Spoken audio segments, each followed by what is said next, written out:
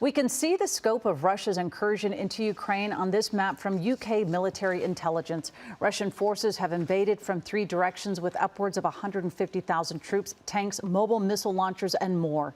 Eyewitness News reporter Christiane Cordero is live in our newsroom with the latest developments in this deepening crisis. Christiane? Colleen, it really started escalating to a whole new level when Russian troops began targeting civilians. We understand its military has announced today a temporary ceasefire starting 10 a.m. Tuesday in Ukraine. It has also agreed to open those humanitarian corridors. One of the problems, though, is the corridors have so far led to certain Ukrainian cities, Russia or Belarus, which supports Russia.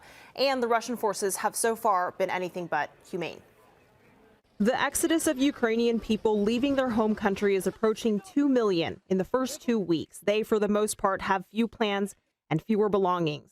This 11-year-old boy traveled alone with his passport and phone number written on his hand. He made it over the border into Slovakia to be reunited with his mother. In an exclusive interview with ABC News anchor David Muir, President Volodymyr Zelensky made yet another plea for a no-fly zone, a proposal the U.S. and allies have continuously declined for fears of escalating the war.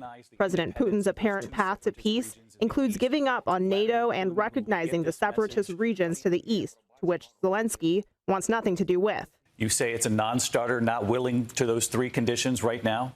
The question is more difficult than simply acknowledging them. This is another ultimatum, and we are not prepared for ultimatums. The U.S. and fellow NATO countries have so far worked as one in gripping Russia's economy sanction by sanction. But as pressure builds to ban imports on Russian oil, the U.S. may soon do just that, even if Europe doesn't. Our capabilities and our capacities are very different, both because we import such a smaller percentage of oil from Russia than the Europeans do, but also because we have a much larger capacity for producing our own oil. The point, of course, is to get the Kremlin's attention in a meaningful way to stop innocent people from dying. For 3 days, people in the city of Irpin, just north of Kyiv, have been so desperate to escape they are risking their lives in the process. This video shows a family there walking with luggage in tow, and then this.